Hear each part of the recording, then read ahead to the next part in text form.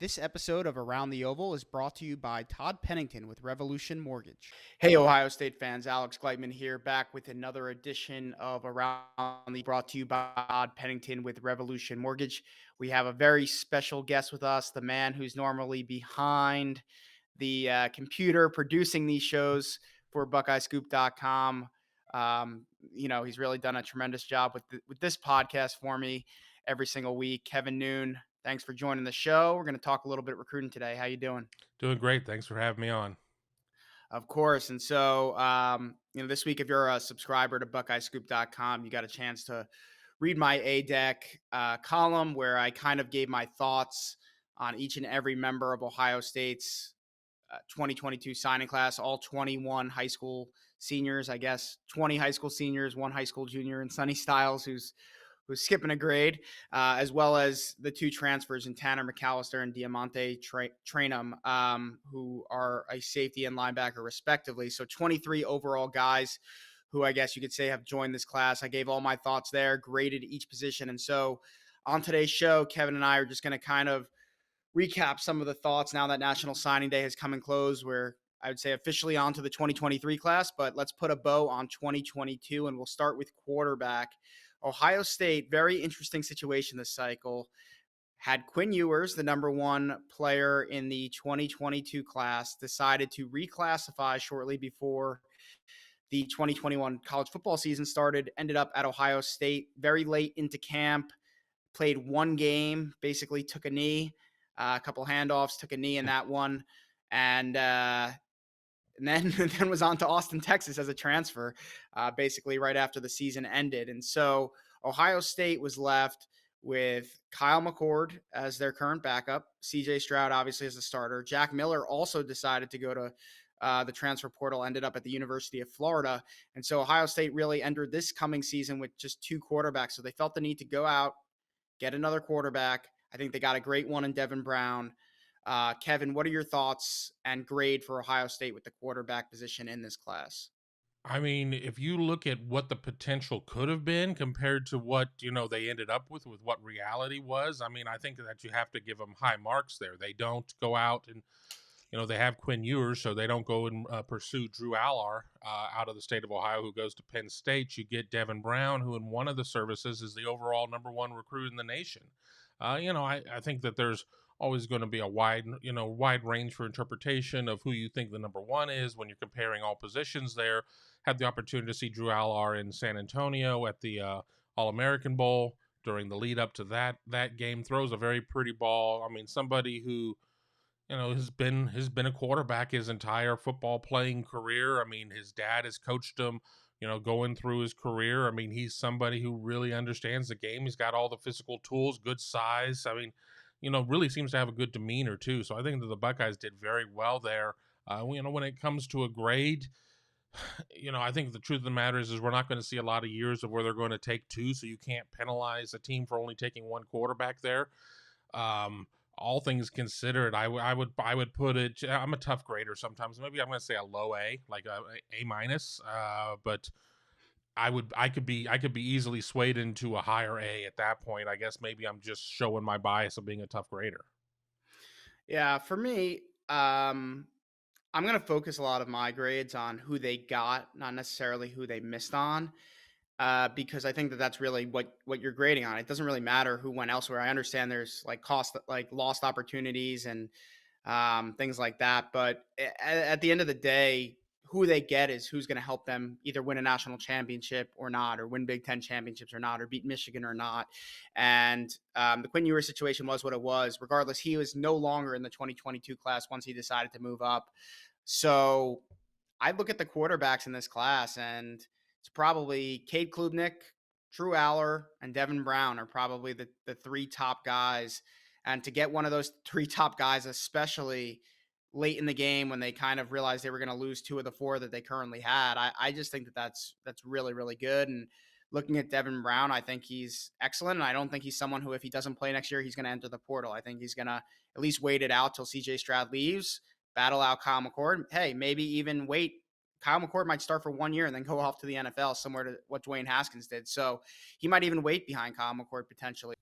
And moving into running back, Ohio State took just one player in that position group as well. They ended up signing Dallin Hayden out of the Memphis, Tennessee area, son of former Tennessee running back Aaron Hayden. His brother played for both Arkansas and Illinois as well. So, someone familiar with the Big Ten. But this was a guy that Ohio State keyed in on early. Tony Alford was a real fan of him. So was Ryan Day, Mark Pantoni, the rest of the staff. And I know there was, Nick Singleton, some other big names out there that a lot of people wanted. But I'm telling you, Ohio State from the beginning, Dallin Hayden was right up there with those guys as far as players that they would have taken very early in the class. And they ended up taking Hayden relatively early in the class. So, I'll start on this one. I mean, look, I think he's a solid player all around. I don't think he does anything exceptionally well. I think he's just a rock solid player, everything he does.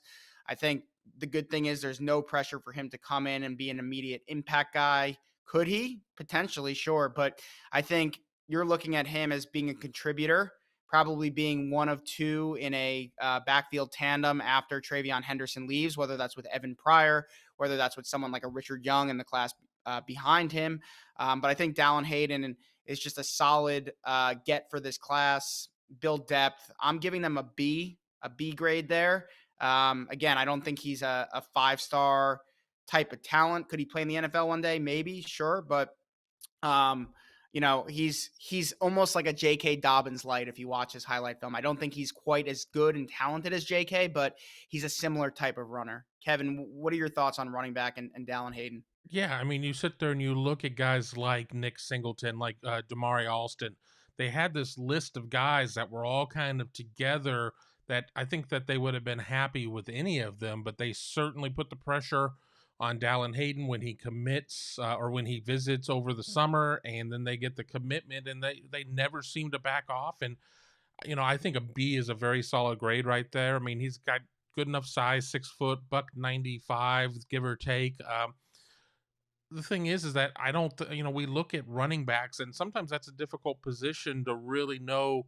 You sometimes have a home run guy like Trevion Henderson. You know what he's going to be more than likely, and then other times, J.K. Dobbins was a 4-star type of kid that lost his senior season on the first play of the game due to an injury, and then he goes on and has a tremendous collegiate career. So sometimes it's hard to tell. So for the people who are maybe looking at Dallin Hayden as being kind of a stopgap, I'm saying, be careful. I mean, be careful with that, because I mean, he could end up emerging and being really spectacular. So you just don't know. But I think right now, I think saying a B is pretty fair in terms of where I would have it as well. We go to wide receiver, and it just seems like every year Brian Hartline continues to bring in talent on top of talent on top of talent, and they lose Garrett Wilson.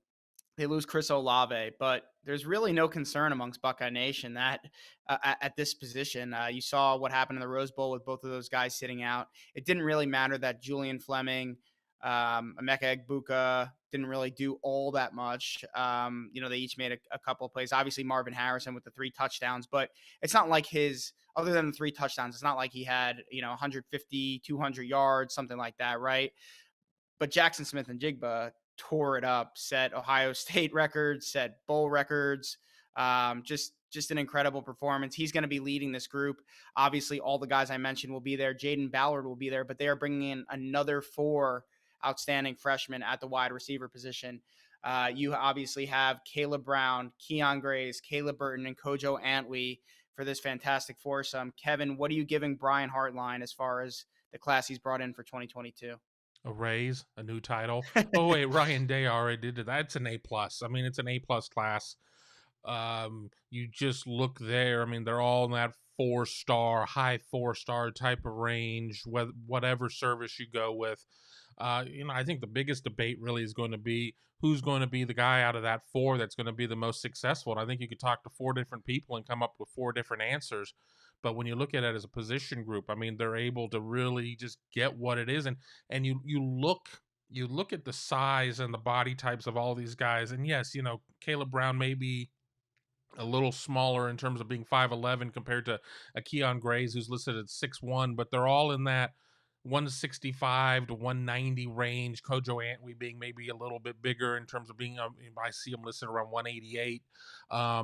they're going to be able to be guys that are going to be able to play inside, going to be able to play outside. They're just Brian Hartline isn't recruiting the position, he's selecting, is what it really comes down to. And yeah, anything short of 105% is probably not fair based on what it is that he's recruiting. This is certainly an A+ extra credit. Yeah, I'm with you there. Easy A plus.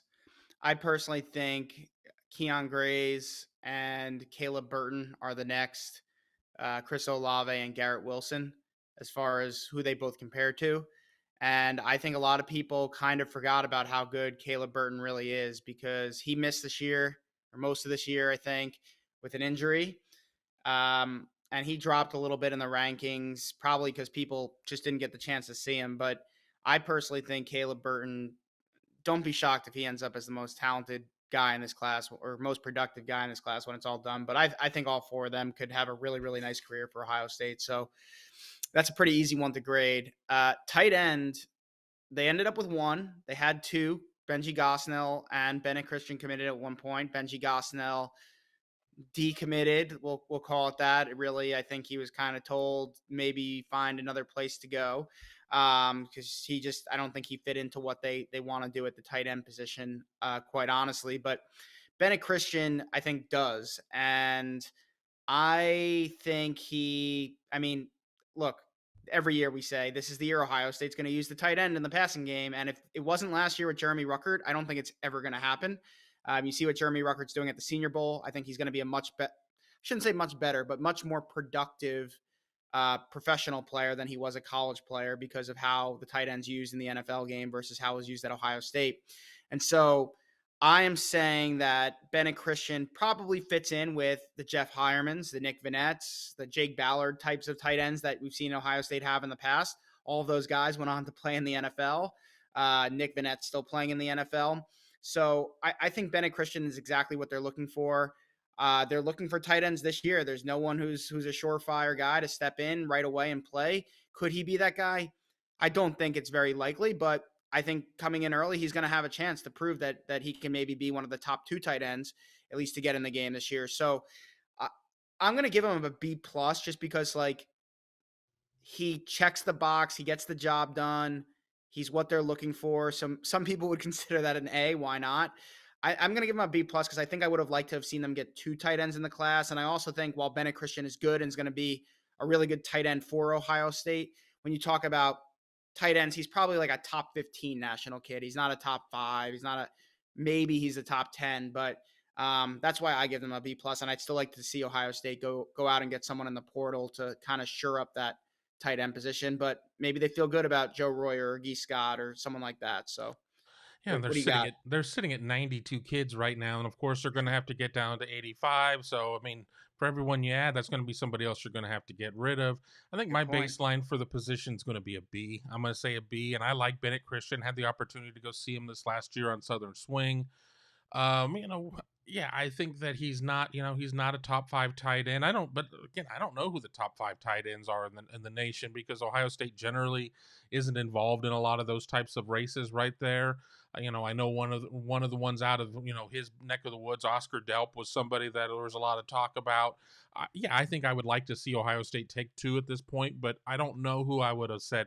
Well, it's a zero-sum game. You're going to bring in another tight end, so they're not going to go and sign this kid or what have you. So I'm gonna say a B just because I think that rightly or wrongly, tight end isn't a major part of the Ohio State offense in terms of from a production standpoint. It's more of a blocker. It's more more of just a safety outlet. So I have a real hard time going much above an 85% on a position where they only take one kid. And while I like the kid, I think he's going to do just fine at Ohio State.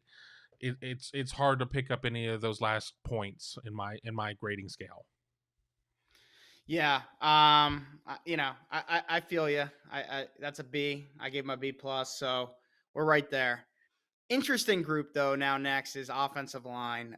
Greg Stojara, the guy who basically brought this class in, is no longer there. Justin Fry's in, so we could probably debate if Stud, his recruiting chops and versus his ability to develop and coach up the position. We could probably debate that all day long, but let's talk about the class they brought in. Four guys. They signed Carson Hinsman this week. They had previously signed George Fitzpatrick, Tegra Tishbola, and Avery Avery Henry. Henry was the fourth, and Avery Henry was the fourth guy. So this class is really interesting to me because when we were sitting here probably about a year ago, we thought, and it just seemed to be have been a trend. I don't know if it was a stud thing or just a coincidence, but it seemed to have been a trend that Ohio State was in the game for some top offensive linemen early. That ended up for some reason or another just not working out. I personally still think the class they got is solid. Am I sitting here very confident that it's saving the future of the room, which I am somewhat concerned about? No, but I'll share my thoughts. I'll let you go first on this one. I have a lot of problems here with this one because I have a hard time grading the class of 22 on its own. It's kind of going to end up being a little bit of a legacy grade that I'm going to throw out here. And, maybe that's unfair, but, it's my grade, so I can do whatever the heck I want with it. Um, on the surface, I think that, I think that these guys can be talented. I think they can be successful. I think offensive line is by far the most difficult position to project.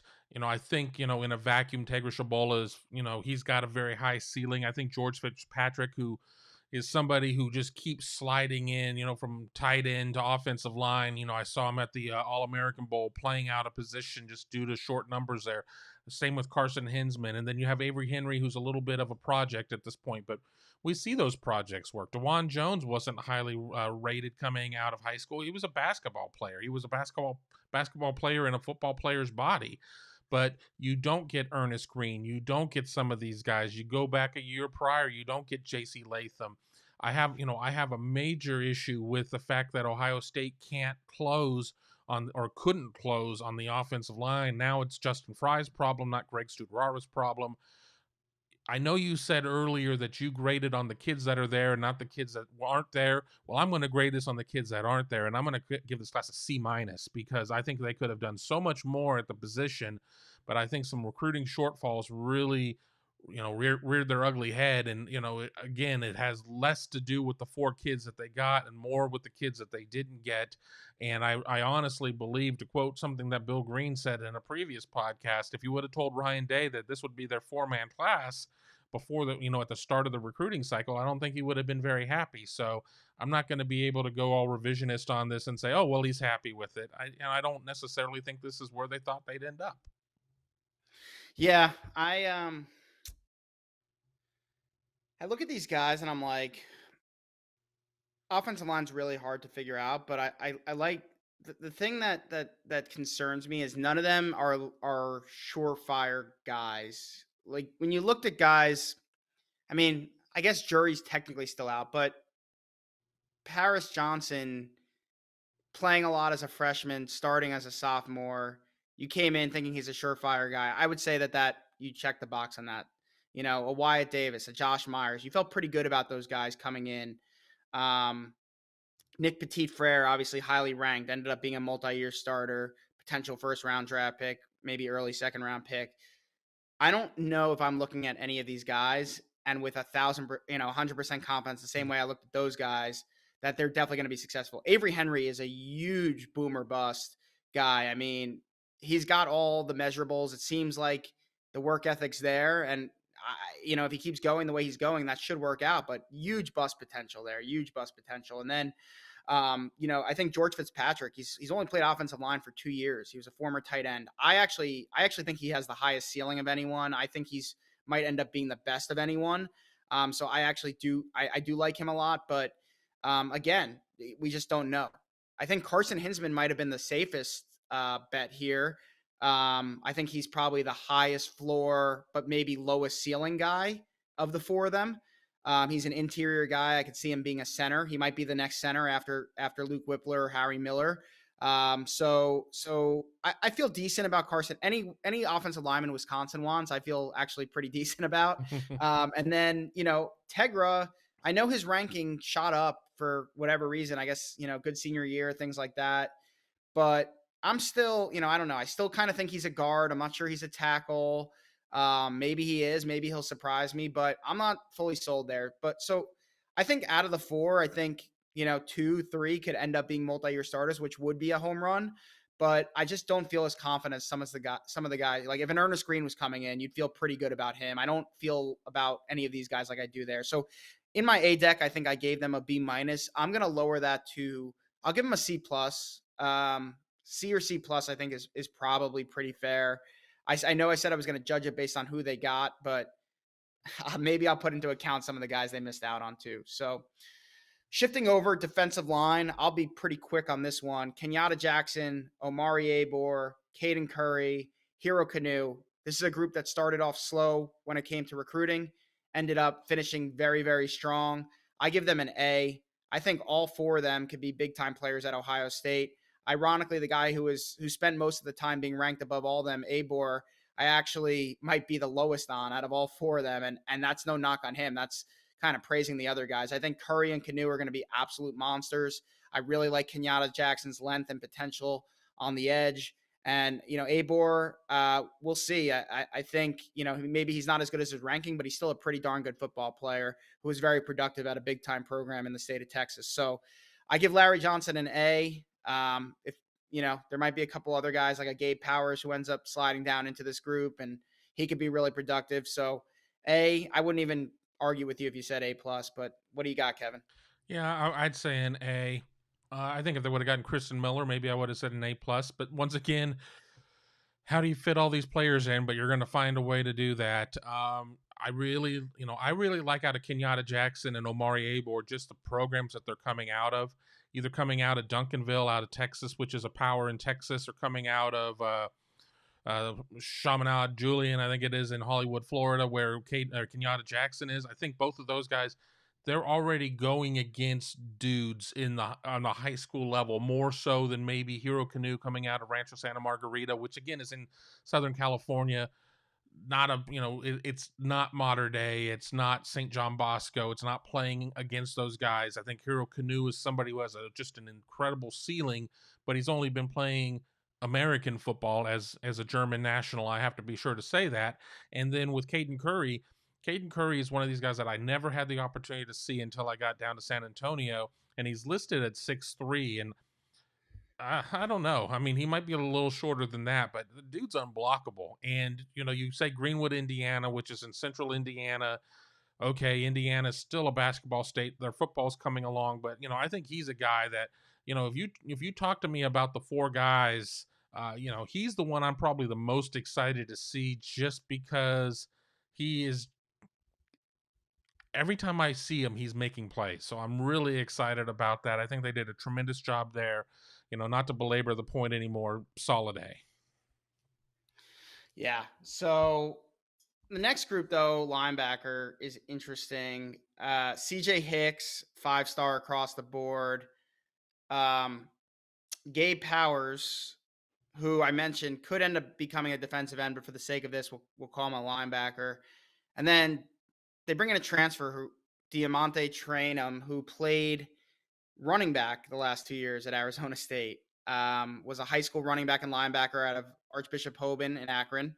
Ohio State offered him as a linebacker out of high school. I think he's kind of seeing the light to some extent now. Not that he wasn't a good college running back. He actually was very productive for Herm Edwards and the Sun Devils. But I think the long-term potential when you're thinking about the NFL, I think an athletic guy like him, even though he's not too tall, Brian Roll was pretty darn good at Ohio State, ended up going to the NFL as a shorter guy too. I think he's probably a little bit taller than Brian, maybe. But he's switching over. He's pulling a Steel Chambers. He's switching over. He's going to have to learn the position. He's going to have to learn Jim Knowles' system. So I'm personally not expecting a ton from him in year one, but he is, they brought him in. They didn't bring him in to sit the bench. They brought him in to try to contribute in year one. And he's got, I guess, 3 years left. So that's good from a development standpoint. So we won't count Sonny Styles in this group. We'll talk about him with the safeties, even though I think he's kind of more of a linebacker. But Gabe Powers, CJ Hicks, Diamante Trainum. I would have loved to have seen them get one more kid out of high school. I know they had McCullough committed earlier in the process. I guess maybe he grows into an edge too, but I would have loved to have seen them replace him. I know they went after Jimmy Rolder and Michigan ended up signing him. I think that would have been a really nice get for Ohio State. So I give them an A minus. I think Hicks obviously is a guy who could be an instant impact guy. I think Trainum is at least a special teams guy in year one and potentially could develop into a nice player. And then Gabe Powers, I just don't know if he stays there or not. I actually like him better as a defensive end on the edge versus a linebacker. So I'm giving them an A minus. I would have loved to see one more, but really, really good group. And I think it's really going to help bolster that unit that struggled last year, maybe even a little bit the year before, but with more talented players. I kind of have a moving goalpost on this one too. I want to put Gabe Powers on the defensive line, and I want to put Sonny Styles at linebacker. But this is your show, so I'll stay within your parameters, and I'll leave him at safety at this point. I kind of want to judge this by two different ways, though, as well. I mean, if you're looking at the numbers in the class, yes, you would have liked to have seen them hold on to Desan McCullough, or be able to get Jimmy Rolder, or be able to find somebody else at this point.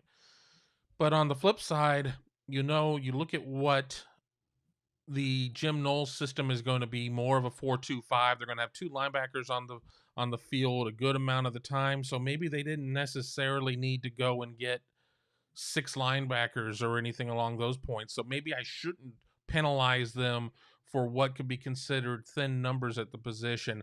I think that CJ Hicks is just going to be a tremendous player. We talk about on offensive line about Ernest Green, the guy coming in, and you're just like, you feel 1,000% sure that he's going to have a pretty substantial career. I feel 1,000% sure that CJ Hicks is going to have a substantial career at linebacker for Ohio State. Once again, wherever you peg Gabe Powers in at, wherever you peg Sonny Styles in at. So I'm going to say a low A minus, just based on the fact of I would have liked to have seen the numbers a little bit higher, but it could, maybe if you asked me a day later, I might say an A, just based on, I think that the top end of that class, granted there really only is a top end, I think that top end of the class is so special that it may be difficult to ding them for just how good just the traditional class of Powers and Hicks are right there. And then, of course, I didn't really mention Chip Trainum either. Yeah, very much going to be taking that Steel Chambers route. It's going to take a minute for it all get put together. But the good news is he's coming in as Ohio State is kind of doing some similar yet different things. So he's going to be able to be in there when they're in heavy, heavy, heavy fundamental time. So I think that move will maybe come together a little quicker than a lot of people think. Yeah, and the last group we'll talk about today is the defensive backs. Really interesting cycle here. With Kerry Combs, defensive back recruiting definitely got back on track, but they ended up losing uh, Jaheim Singletary. I mean, look, that's a Florida kid, and they lost him early enough to try to recoup that, but I don't really feel like they ever replaced him in the class. And then late in the game, when Kerry Combs' future was uncertain, not to mention maybe some Texas NIL money, they lost one of their other elite blue chip recruits in Terrence Brooks. So in my opinion, I actually like Brown, Burke, Hancock, and J.K. Johnson. I like those four cornerbacks, but they really kind of wanted to reload that room behind them. And I'm not sure they really did that. They brought in Ryan Turner. He's really kind of the only true corner in this class. Well, I guess Jair Brown too. So they brought in Jair Brown. They brought in Ryan Turner. So they have two corners. Ryan Turner did not, by any accounts of either looking at the film or just talking to some people down in Florida. I know Bank has banged this drum that he didn't have the best senior year. Jair Brown did have I think a better senior year than a lot of people did expect. And then they got Kai Stokes at safety, who I actually I'm really high on. I don't think he'll be needed this coming year. I don't think any of them will be needed this coming year. But when you look down the road, I really like the potential of Kai Stokes. Really smart kid, really athletic kid, rangy. I think he's very underranked. And then they brought in Tanner McAllister, who I think that was a genius move. A guy who's played under Jim Knowles as a starter for the last couple of years, captain type material off the field. To have a guy in that room and on that defense who understands this new defensive system inside and out, understands what Jim Knowles is going to be expecting and demanding from these players, to be able to bring that to the winter workouts and spring ball, a veteran guy as a graduate transfer. I just think while he may not be the most talented guy on the field for Ohio State, he's going to be very productive because he's going to be in the right place at the right time and be able to know what he's doing in this defense and help everyone else while he's on the field. So I expect him to be one of the 3 starters at safety. And Absolutely. for that, this group gets bumped up in my mind, certainly a little bit. I'll give my grade in a minute, but I'll let you go first, Kevin. Yeah, and haven't even talked about Sonny Styles at this point, but Oh, I forgot about Sonny. yeah, Yeah, yeah, I but just talked about how he's a safety. I'm gonna take my I'll run with my grade and then I'll let you jump in with that. But yeah, Tanner McAllister, I think that there's maybe this belief amongst Ohio State fans that he's William Wallace and he shoots fireballs out of his eyes or whatever. I mean, he's plenty talented, but yeah, he's not an All-American, but he's an All-American in terms of he has been in this Jim Knowles system his entire career. He understands it. He can be that coach on the field. He's going to be a starter. That's so important. I'm right there with you on Kai Stokes. I think Kai Stokes is going to be tremendous as a safety. I think it's going to be a matter of him kind of learning that position. I think it's going to take a little bit of time for him to make the adjustment coming out of a powerhouse, out of Armwood Sefner or Sefner Armwood. I'm sorry. Then yeah, we can debate Jair Brown and Ryan Turner about kind of where they fit in, but something that we didn't even touch upon too is as Ohio State saw Jaheim Singletary and Terrence Brooks leave the class, they missed out on Xavier Wankpa. They missed out on Zion Branch, a couple of safeties that, once again, everybody thought were going to be part of the class. I mean, Lincoln Riley going to SC certainly didn't help with Branch, and then Wankpa decided to stay in Iowa, signing with the Iowa Hawkeyes. So some missed opportunities there. And then you've got Sonny Styles, a guy who I don't think is destined to play in the secondary. I mean, I think I just call him a defender. I think he could kind of play at all 3 levels, but right now I see him as a linebacker. Certainly somebody who's kind of been cross-trained. The son of former Ohio State linebacker Lorenzo Styles, his brother Lorenzo Jr. plays at Notre Dame. I look at this group again. It's one where I see so many guys that kind of slipped away. I kind of want to punish them, but I like what they have there. I'm gonna say a high B. And I'm saying that too because I just can't seem to bring myself to put Sonny Styles in the defensive back class for Ohio State. I just if I can't accept it, I just can't do it. So I can't put him in there. So I'm gonna say a high-ish B. I'm actually going to be a harder grader on you. I'm including Sonny in my class, and Isaiah Simmons was a safety, but was he really a safety? I don't know, and it's probably similar with how Styles will be using this defense. Look, at corner, I think I would give them, even though I like Jair Brown, I think he's going to be solid for Ohio State. I'd probably give them like a C or C plus at corner.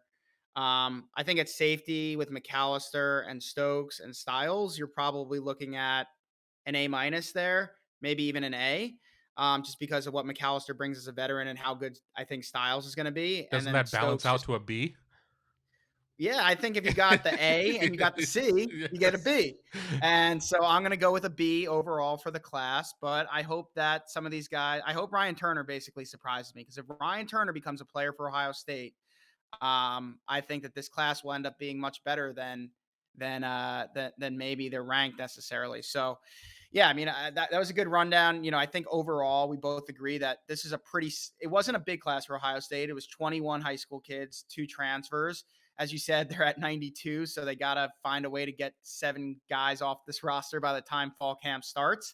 That will probably happen in some way, shape, or form naturally a little bit, and there might be some tough conversations. But I think look, you look at the 24/7 composite, which I think is a good way to look. It's pretty balanced.